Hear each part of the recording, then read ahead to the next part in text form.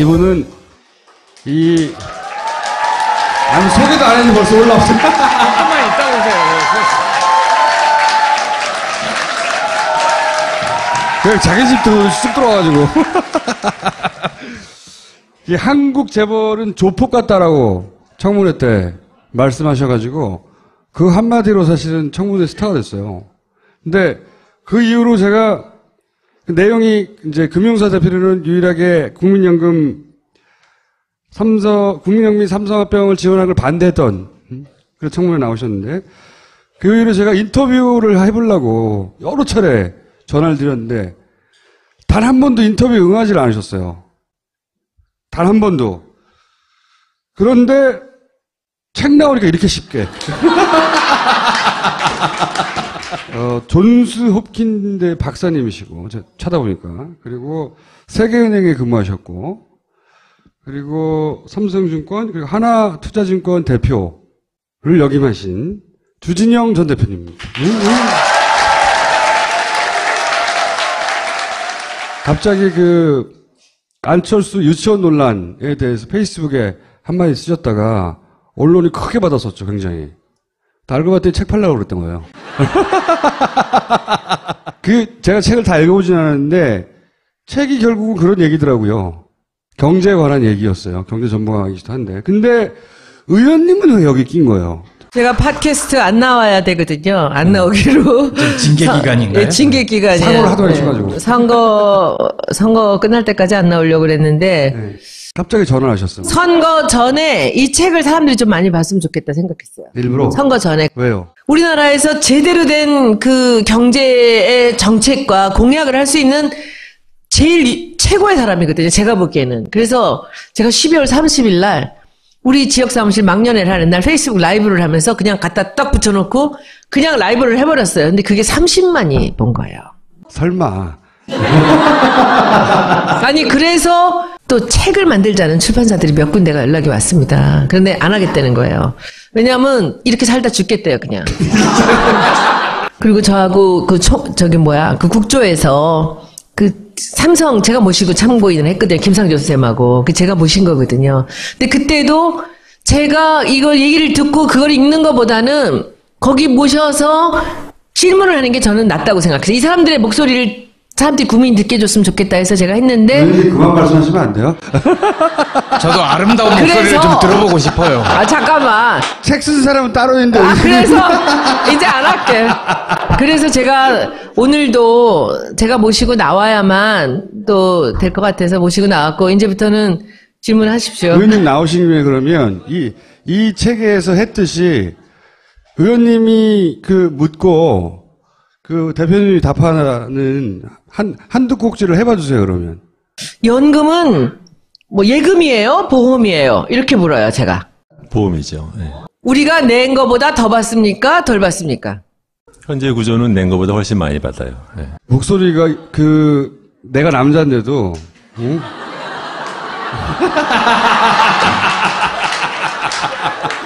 그럼 나도 앞으로 이런 식으로. 의원님이 갑자기 전화해서 대선 전에 이런 내용의 경제 정책이나 내용이 소개돼야 된다고 전화하신 거란 말이죠. 그래서 대선에서 이제 만약에 문재인 후보가 이기면 이런 정책을 펴야 된다고 그걸 알려줘야 되겠다고 하신 거예요. 그런 거 아무거나 하나 아이템을. 이제 원청과 하청이라는 말이 뭔지는 아시잖아요. 그렇죠? 근데 사실은 우리나라 사회를 오랫동안 보면서 아주 독특한 현상이 있는데 이거를 뭐라고 표현을 하는 것이 사람들한테 이해하기가 좋을까를 이제 오랫동안 생각을 해봤는데 그 과정에서 원청과 하청이라는 그 표현을 쓰는 것이 굉장히 효과적이다 생각을 하게 됐어요. 뭐냐면은 우리나라 이렇게 돌아가는 현상을 가만히 보면은 사실은 굉장히 많은 부분이 밑바닥에 조선시대의 반상사회, 신분사회 그 의식이 굉장히 큰 역할을 한다고 저는 생각을 해요. 근데 그것을 딱히 현대사회적인 표현으로서 말을 하기는 어렵잖아요. 근데 87년 이후에 기껏 민주화됐다고 하니까 그것을 통해서 원래 갖고 있었던 독과점 체제에다가 나머지 전문직과 대기업 노조들이 말하자면 붙으면서 사회가 천천히 이분화되는 거예요. 근데 그 이분화되는 것이 정치적인 이슈로 등장을 하지를 않아요. 너무 오랫동안. 그리고 그 와중에서 하층에 속하는 사람, 목소리를 대변하는 사람들은 거의 없고, 사실은 정당에서 여당, 야당이라고 하지만 사실은 많은 부분이 원청 내에서의 자기들끼리의 얘기를 하는 그 논란이 줄을 이룬다. 그런 느낌이 많이 들어서, 그래서 한국 사회는 점점점 어떻게 보면은 그동안에 눌렸던 이제 독재에 의해서 눌렸던 것이 그다음에는 김영삼 정부 때, 노태우 정부 때 일방적으로 이제 그 금융을 통해서 부실 기업을 양산하던 것. 근데 그것을 할 수 없게 되고 나서는 IMF 위기 이후에는 이제 많은 사람들은 그걸 신자유주의에 의해서 우리나라가 소득이 양극화된다고 하는데, 저는 그렇게 생각하지 않고 원래부터 갖고 있었던 그러한 그 반상 사회, 신문 사회적인 그런 의식이 이러한 양극화를 갖다 그대로 남도록 또는 그것을 더 강화하는 쪽으로 흘러간다. 그런 생각을 했던 거죠. 쉽게 말하면 같은 일을 하는데 원청회사에서 일하는 사람하고 하청에서 일하는 사람하고 임금이 다른 거예요. 그러면은 그 하청에서 싼 임금으로 갖고 가서 원청에서 많은 이익을 붙여서 파는 거죠.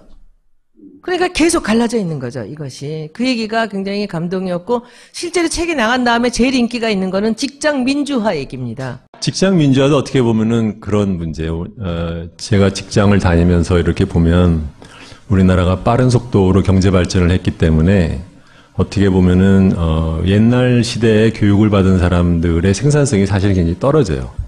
그럼에도 불구하고 그 사람들이 배웠던 일하는 방식은 굉장히 권위주의적이고 일방적인 지시 위주의 방식인데, 그것도 사실은 어떻게 보면은 우리가 옛날에 이제 조선 시대부터 받아온 그런 방식이죠. 거기다가 이제 군사 독재에서 더욱더 강조된 것이고, 그것이 지금 이 나이 든 사람들 사이에서는 그 문화가 그대로 있고, 젊은 사람들은 그렇게 태어나지 않고 그렇게 자라지 않았는데 막상 조직에 속하는 순간 일방적인 위계 사회, 한국에서는 기본적으로는 쪽수가 제일 중요하고 그 다음에는 위계가 제일 중요하잖아요. 그 다음에 이제 남녀냐가 중요한 것인데, 이 위계 질서에 의해서 조직을 운영하는 방식이 지금 우리나라가 갖고 있는 그 경제 발전의 수준에 비해서 너무 낙후되어 있다. 근데 이것을 어떻게 해결하지 않으면 전체적인 경제의 그 지속적인 성장도 어렵고, 또 조직 안에서 직원들이 느끼는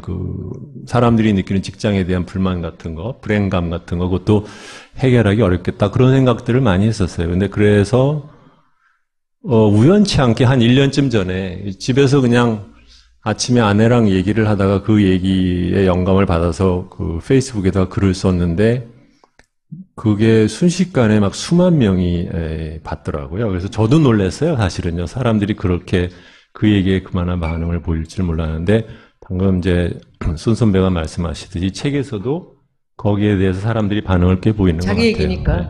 마침 이 시국하고 관련해서 안철수 후보의 BW 문제 가지고 그 민주당에서는 문제 삼고 국민의당에서는 뭐 그게 큰 문제 아니다라고 답하고, 그리고 또 전문가들도 그게 그 당시는 불법이 아니었다고 말하고, 그러니까 이게 문제가 되는 겁니까? 안 되는 겁니까? 법적으로는 문제가 없어 보여요. 왜냐하면 우선 BW를 발행할 때는 보통은 이사회 발행만으로 가능합니다. BW가 뭔지도 좀 설명해 주시고. BW는 이제 뭐의 약자냐면 본드 with warrant예요. 본드라는 것은 채권이고 워런트는 그러니까 말하자면 보장을 받았다라는 뜻이거든요. 그러니까 보통은 어떻게 쓰는 거냐면 채권을 발행할 때 내가 돈을 빌려준다고 하지만 플러스 나중에 주식을 살 수 있는 권리가 붙어 있어요. 네, 그래서 나중에 이걸 띄어서 팔 수도 있는 건데, 그러니까 이제 안철수 씨가 그 당시 안랩에서 비상장 기업일 때 그 당시 지분이 한 30몇 % 갖고 있었고, 삼성 SDS가 20%, 산업은행이 20%, 뭐 다른 LG 창투가 10몇 % 이렇게 갖고 있었는데 3억을 들여서 지분의 20%를 늘려요. 그러니까 그게 말하자면 이제 채권을 발행을 하는데 거기다 BW 워런트를 붙여서 1년 뒤에는 3억을 회사가 도로 갚고, 그러니까 사실은 돈이 필요하지 않았던 거죠. 그러고 난 다음에 그 워런트를 행사를 해서 그 전에 자기가 갖고 있던 지분보다 한 20%를 올려서 한 50 몇 %를 올리고 오늘 기사죠. 곽정수 씨가 한겨레 기사를 썼는데 제가 보니까 그 지분 계산이 좀 잘못된 것 같아요.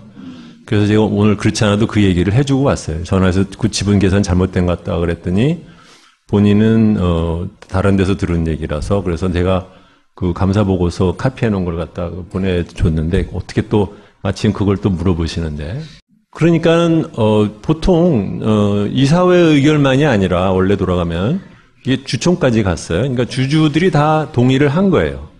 그렇죠? 그러다면 그 주주는 산업은행이라든가 뭐 SES라든가 이런 사람들이 있었기 때문에 굳이 그 사람들이 무슨 뭐 그 협박을 당하거나 아니면은 무슨 이해관계에 무슨 충돌이 있어서 그럴 것 같지는 않은데 그러면 왜 중요한 것은 왜 그러면 그 사람들은 안철수가 20%의 지분을 3억만으로 올리는 것을 허용을 했을까? 네.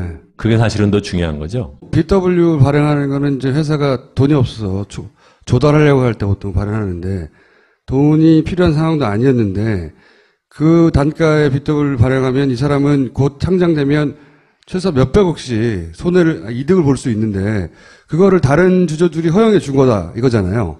근데 그렇게 된 이유는 보통 재벌 2세들이 그런 편법을 많이 근데 쓰잖아요. 이거는 편법은 아닌 것 같아요. 뭐냐면 이런 게 있어요. 그러니까는 비상장 회사로 이제 운영을 하는데 그 당시 안랩에서는 안철수가 꾸준하게 이 회사에 있는다라는 것이 굉장히 투자자 입장에서도 중요한 문제잖아요. 그런데 그 당시 안철수 씨의 지분이 30 몇 %다. 그 다음에 나중에 이제 상장을 해서 뭐 추가로 뭐 발행을 하거나 아니면은 그 중에 일부를 갖다 팔면 안철수가 갖고 있는 지분이 너무 낮아질 수 있죠. 그러면은 어떤 경우에는 그것 때문에 상장하고 난 다음에 그 당시에 경영권을 뺏기는 사람들도 있었거든요. 그러니까는 그것을 나는 원하지 않는다. 그러니까 성장하고 싶으면 내 지분을 확실하게 더 늘려달라고 요구를 했고 나머지 주주들은 아무로나 나는 큰 돈을 벌 거니까는 뭐 걔도 벌고 나도 버는 것이 나쁘진 않겠다 해서 같이 동의는 해줄 수는 있었어요. 그 BW를 발행할 애초에 목적은 아닌데 그걸 발행해서 상징적인 대주주가 자기 지분을 지키고 돈도 벌게를 허용해 준 거죠. 그런 거예요. 그래서 그 덕분에 안철수 후보가 가지고 있는 지금의 재산의 거의 대부분이 그때 얻어낸 이득이 바탕이 된 거거든요. 근데 그때 700억인가 뭐 800억인가 하여튼 엄청난 돈을 벌었어요. 그 덕분에. 근데 그걸 지금에 와서 문제 삼는 이유는 뭡니까 그러면? 그때 당시에는 그것이 합법이었는데 지금에 와서 다시 문제 삼는 이유는 뭐예요, 그러면? 네, 말하자면 그게 안철수 씨가 돈을 벌게 된 가장 중요한 계기인데 그것이 어떠한 과정에 나머지 주주들 사이에 어떠한 양해와 합의와 논의 끝에 된 것인지에 대해서는 전혀 알려진 게 없거든요. 그러다 보니까 이제 그것을 밝혀라. 이제 그런 뜻으로 볼 수도 있는 거죠. 거절하지 않은 거잖아요. 다들 남듯이 했듯이 한 거잖아요. 만약에 그게 훨씬 자기한테 엄격한 도덕 기준을 적용하는 사람이면 안 할 수도 있었던 건데 안철수는 그 정도는 아니었다. 그러니까 그냥 소위 당시 흔한 자본가 정도지 안철수 후보가 우리가 생각하듯이 유난하게 깨끗하고 그런 사람은 아니다. 이런 공격인가요? 저는 한 번도 안철수가 다른 사람보다 이렇게 유난하게 깨끗하다고 생각해 본 적이 없기 때문에 그게 이렇게 대단한 이슈가 된다고 생각합니다. 그러니까 불법했지 이거라기보다는 뭐 딱히 깨끗하지 않구만 니도 이 정도 공격인가 혹은 당신이 주장하듯이 무슨 새정치나 뭐 자본의 논리를 뛰어넘는 무슨 아주 훌륭한 지도자는 그렇지 않죠. 자본의 논리에 가장 충실한 딜을 한 거예요.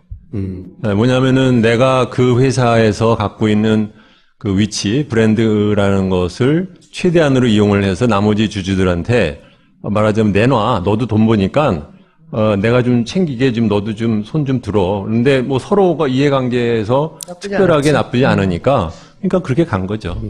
돈의 관점에서는 자연스럽다. 그렇죠. 네, 그렇게 하면 됩니다. 왜냐하면 그런 일은 그 당시 한참 코스닥 딜로 할 때 거의 뭐 그 패키지처럼 미리 찍은 것처럼 그것만 갖고 돌아다니면서 컨설팅하는 사람들이 엄청 많았어요. 그러니까 아주 흔히들 하던 일이었고 흔히 하던 일이기 때문에 꼭 뭐 잘된 거다 잘한 거란 뜻은 아니지만 그렇다고 해서 나머지 대주주들이 반대하지 않은 것을 갖고 뭐라고 한다는 것도 좀 이상한 거죠. 네. 그 당시에 라디오 스타인가요? 나왔을 때 마침 봤는데 그때 제 기억에는 그 사람이 마치 대단히 뭐 많은 지분을 직원들한테 준 것처럼 말을 했는데 사실은 그렇지가 않았어요. 뭐 2, 3%밖에 안 줬고 나머지는 다 자기 거 챙겼는데. 두 번째로는 사실 더 중요한 것은 안철수 재단을 만들고 출연을 했다고 하는데 안철수 재단이 무슨 일을 하는지 아는 사람이 있나요? 그렇잖아요. 지금 청계재단이랑 뭐가 달라? 근데 이상하게도 그 문제를 들여다보는 사람은 없어요. 안철수 재단을 만들고 난 다음에 제가 알기로는 사무국장 하는 사람들이 거의 3개월에서 6개월마다 바뀌었어요, 계속. 중요한 얘기네. 근데, 그러고서 처음에는 뭐 한다라고 뭐, 위원회도 만들고. 저소득층 교육 지원. 뭐 한다고 했는데. 목적이 있었죠. 제가 왜 그걸 아냐면, 거기 그러니까 사회이사가 아니구나. 이사 중에 한 분이 저한테 부탁을 해서 자문위원회로 처음에 한번 간 적이 있었는데, 말도 안 되는 타표가 서너 번을 만났는데, 그때마다 사무국장이 바뀌는 거예요. 그래서 내가, 말도 안 되는 소리를 계속해서 이렇게 새로 하듯이 할 거면 그냥 관둬라라고 관뒀어요. 근데 그 이후에 안철수 재단이 무슨 일을 한다는 건지 지금 5년, 7년 됐는데 아무도 모르잖아요. 근데 왜 그걸 아무도 왜 안 들여다봐요, 기자들은? 네, 들여다보겠습니다. 저도 두 가지 질문을 여쭤볼게요. 규제 프리존에 대해서 어떻게 생각하시는지. 또 하나는 네. 저도 페이스북 라이브를 한번 봤는데 별명이 공선생이시더라고요. 왜 주선생이 아니고 공선생이십니까? 공선생이라는 별명은 옛날에 한겨레 신문 논설 주관하시던 김선주 씨가 저랑 잘 아는데 그분이 저한테 붙여준 별명이세요. 네, 그래서 근데 네. 뭐 자꾸 아까도 지금 김어준 씨가 설명을 잘못하셨는데 제가 하기를 하지 않았어요. 그렇기 때문에 근데 사람들이 입에 익어가지고 자꾸 주박사 그러고 소년께서 자꾸 주박사라고 하시는데 박사님 아니세요? 네, 입에 익은 그 어투를 바꿔드리기 위해서 네. 그래서 공선생으로 불러주세요라고 얘기를 한 것이고 빌공짜인가요? 만들어주신 분은 그렇게 설명을 해요. 네. 규제 프리존은 굉장히 나쁜 법이에요. 왜냐하면 보세요. 그러니까 규제를 특정 지역별로 각 지자체장이 이 분야에 있어서는 나는 규제를 적용하지 않겠다라는 것에 대한 권한을 주는 거잖아요. 그러면은 전국적으로 우리가 만든 규제의 전체적인 일관성이라든가 안전성에 대한 담보는 건 누가 어떻게 할 거냐라는 그 안전장치가 전혀 없어요. 네. 두 번째로는 만약에 규제를 그렇게 풀어둘 것이 중요하다고 하면 그러면 그것은 정치인들이 중앙정부에서 거기서 해야지 어떻게 각자 알아서 해보라는 쪽으로 가는 것은 굉장히 위험한 거거든요. 근데 세 번째로는 이건 여러분들도 아시겠지만 규제 프리존을 제일 푸시했던 데가 누구였느냐? 정경련이에요. 네. 네. 이승철인가? 그 사람, 그 부회장이라는 사람이 돌아다니면서 지자체장한테 도장 받아가지고선 돌아다니는 법인데, 근데 꼭 뭐 그 사람이 한다고 다 나쁜다는 것은 아니겠지만, 예. 기업별로 그 규제를 풀어달라는 게 달라요. 그러니까 그것이 이거는 너무 눈 가리고 아우. 보세요. 그러니까 대기업이 각 지자체장과 지자체의 의회를 자기가 원하는 분야만 살짝 골라서 따먹기 얼마나 좋은 거잖아요. 굉장히 위험한 것인데. 예를 들면 어느 지역에서 화장품을 만드는데 기능성 화장품에 대한 규제를 풀어달라는 거예요. 그러면 거기서 기능성 화장품은 표기가 굉장히 복잡합니다. 그럼 이것이 들어있지 않고 이 성분이 없어도 된다라는 그런 법이 거기서 생겨나면 그 화장품은 어디서 팔려요? 전국으로 팔리잖아요. 근데 지금 말하다 보니까 김어준 씨 눈이 지금 작아졌어요. 아니, 규제 프리존 법안은 대단히 중요하거든요. 네, 지금 중요하죠. 네. 두 유력한 후보 중에 한 명은 찬성하고 한 명은 반대하거든요. 그건 진짜 잘못된 법입니다. 안철수 후보를 저희보다는 어쨌든 그 동네에서 좀 가까이 오셨을 거 아니에요. 그 평가도 들어보기도 했을 것이고 또 증권 대표로서 바라보시기도 했을 것이고 그랬을 때 정치인 안철수까지 포함해서 어떻게 평가하세요? 여러 가지 종합적으로? 저를 안철수 씨는 그냥 자기가 대통령이 돼야겠다, 되고 싶다라는 거 이외에는 아무것도 보이는 게 없는 사람 같이 보여요. 어머, 잔인해. 왜 그렇게 평가하세요, 근데? 사실 그게 미스테리예요. 왜 대통령이 되고 싶어 하는지가 좀 이해가 안 가요. 그보다는 거꾸로 이렇게 보시는 게 어떨까 싶어요. 지금 여권에서 후보로 내는 사람의 그 역사를 보세요. 이해창, 이명박, 박근혜, 그 다음에는 지금은 다 말할 필요도 없는 사람들에다가 이제 이쪽으로 와가지고 안철수가 됐는데 이거 자체가 굉장히 독특한 현상이에요. 무슨 말이냐면 우리나라에서 기득권 세력이 지금 대통령 후보로 국민한테 팔려고 하는 사람들이 고갈되고 있는 거예요. 네. 그렇죠? 밖에서 그러니까 뭐 회사 사장하던 이명박이라는 사람은 사실 정당 정치인도 아닌데 네. 그 사람이 들어왔죠. 그 다음에 이제 맨 마지막으로 남은 게, 그러니까는 박근혜, 그러니까 박정희 딸이라고 한번 그야말로 이제 써먹었는데 문제는 그 사람들이 됐다라는 거잖아요.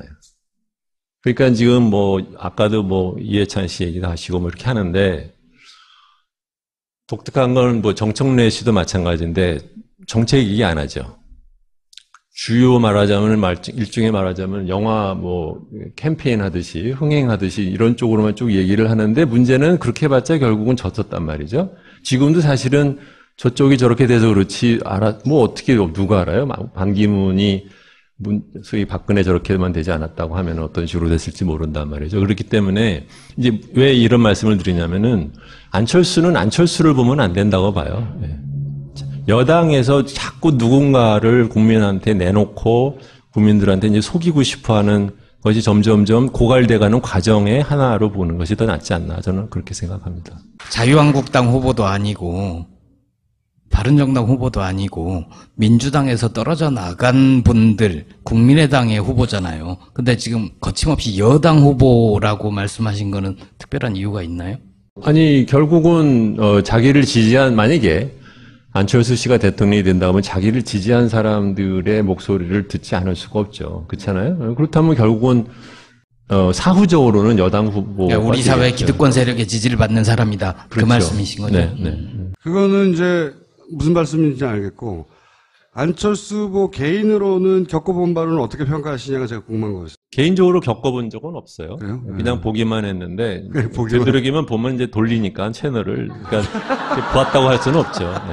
네. 증권업계에 계시면서나 이렇게 가까이 했던 사람들의 이야기나 간접적으로 들어본 적은 없어요? 사실은 제가 그쪽 당에 가 있는 제 친구들이 많아요. 가장 중요한 두 분이 가장 친한 친구예요. 근데 이상하게 우연찮게 이제 두 사람이 다 각각 다른 이유로 가 있는데, 제가 싫어하는 걸 아니니까 저한테 되도록이면 얘기를 안 해요. 네. 사실, 저번 선거 때, 안철수가 뭐 같이 합치고 난 다음에 조금만 다르게 행동했어도 국민이 5년을 이렇게 고생을 안 했을 거예요. 네. 저는 그 면에서는 그 사람을 도저히 용서할 수 없어요. 본인은 최선을 다했대잖아요. 20몇 차례 선거 유세 다니고 막판에 목도리도 눌러주고 할 거 다 했는데 왜 뒤늦게 나를 비난하냐 이렇게 5년 후 얘기하잖아요. 5년이 안 됐죠. 요번에는 아마 선거 날 떠나지 않고 선거 다음 날 떠날 것 같아요. 네. 아니 저희는 이제 책 얘기만 하고 살짝 물어보려고 그랬더니 뭔가 저격수가 날아왔어. 저격수예요. 저는 그때 청문회 날 한국 재벌이 조폭과 같아서 예, 아니, 그 그러니까 말이 아니, 그 왜, 예. 다시 한번 얘기해달라고 했던 거 있잖아요, 왜. 이완구 의원이 예. 그때 몇 번의 질문을 그 사람이 이 주 선생이 누군 줄 알았으면 그 질문을 하면 안 되는 거죠. 거기서부터 이 사람 막 당황하면서 이제 조폭 얘기 나오고 이제 딱 작정을 한 거예요. 그래서 제가 얼마나 차분하게 죽이느냐 하면은 이 독설이 흥분하지 않아요. 그리고 딱 이러고서 있는데 아유 제가 오늘 죽었구나 생각이 딱 들더라고. 근데 이제 거기서부터 잘못 걸려가지고 하나에서 쪽지 받아갖고 한 거거든 그게. 하나에서 그렇게 공격하라고. 그렇지. 쪽지를 줬는데 그 쪽지 주는 상황까지 다 본 거예요. 근데 그 친구가 벌써 하고 이렇게 이 질문을 하려고 하는 순간 무슨 질문을 할지 이미 다 알고 있었어요. 그리고 이제 준비를 딱 하고 팔을 탁 기대더니 얼굴이 더 싸늘해지면서 이제 그러면서 한국 재벌들 조폭과 같다가 쭉 나온 답변이 나오고 그거 하나로 책까지 내신 거 아니에요 지금? 그리고 이 책을 그렇게 무리하게 낸 이유가 저는 대통령 후보가 되시는 분들이 이 책을 꼭 봤으면 좋겠어요. 그리고 이 얘기가 너무 좋잖아요. 사립 공립이 중요한 게 아니라 왜 사립하는 사람들한테 아부를 하느냐. 그리고 집 가까이에 좋은 유치원이 있으면 되는 거지. 아니, 이 페이스북 자체가 굉장히 크게 화제가 됐어요. 내용이. 당시에 안철수 후보가 한 발언이 뭐가 잘못인지 정확하게 바로 집어줘가지고 크게 화제가 됐고요. 인연이 되게 중요하거든요. 네. 누가 나를 이 자리에 데려왔는가. 근데 아까 말씀에는 김종인 의원이 같이 하자 해서 오셨다는 거 아니에요? 네. 김종인 의원 나갔잖아요. 네. 뭐 의원 중에 어떤 분은 따라 나가기도 했는데 제가 그럴 잡았어요. 생각은 전혀 없으셨나요? 명분이 중요하지 인연이 중요한 건 아니죠. 명분이 중요하지 인연이 중요한 건 아니죠.